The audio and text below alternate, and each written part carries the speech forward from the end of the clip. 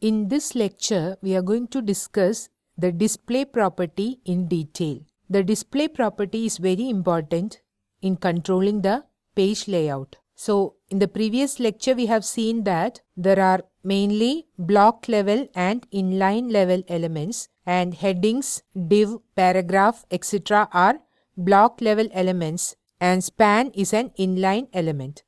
Some other inline elements are a hyperlink, that is an A element, and also an image, that is an IMG element.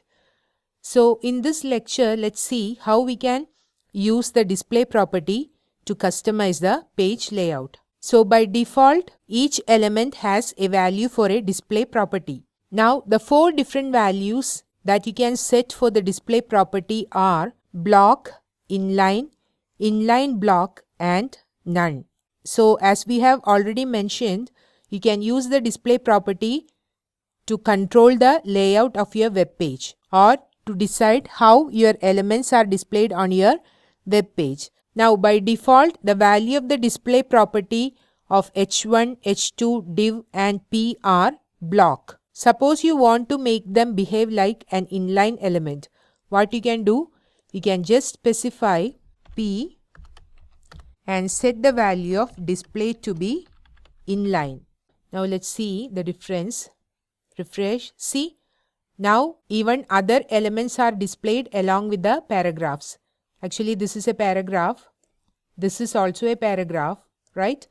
Still, we are able to see other elements along with the paragraphs, which means the paragraphs are not now occupying the available width, or they are not displayed on a new line each time. So here we have changed the default value of the display property, which is block by default for a p element, and we have changed it to inline. Suppose you want to make a span element, which is an inline element by default, behave like a block element. What you can do?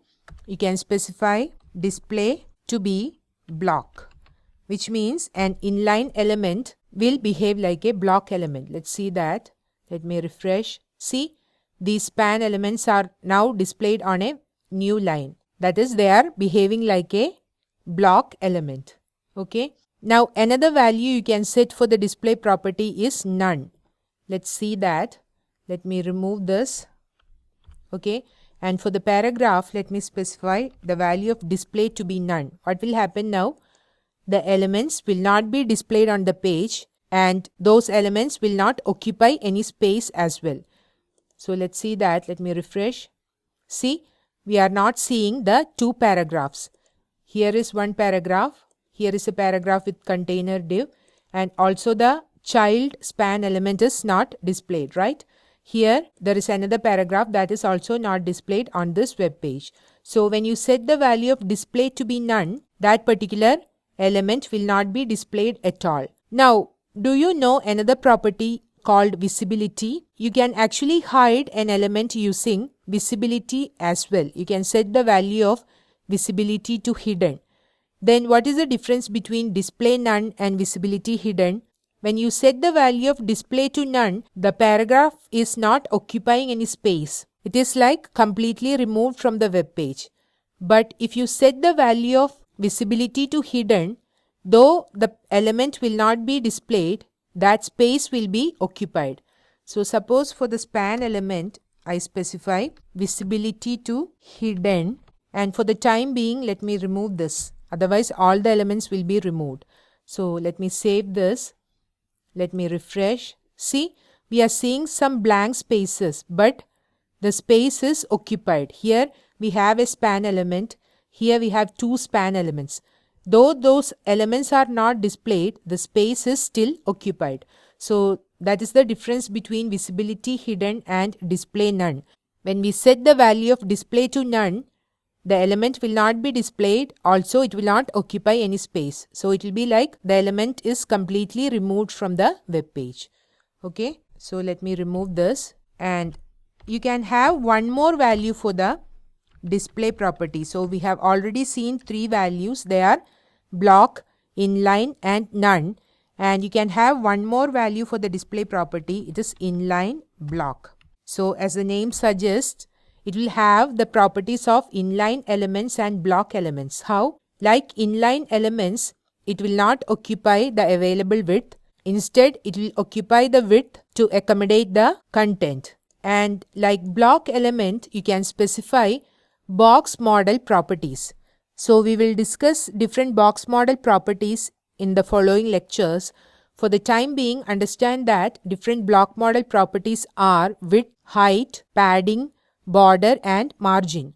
So for inline elements, you cannot have width or height. Let me just show you that. This is a inline element, right? Span is an inline element. Suppose you try to set the width like 200 px and height 200 px and border 1 px solid green, and let's see that. Save, refresh.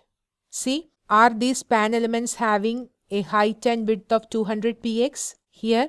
No. Still, these span elements are occupying the width required to accommodate the content, right? So, span elements cannot have a width and height, whereas block elements can have a width and height.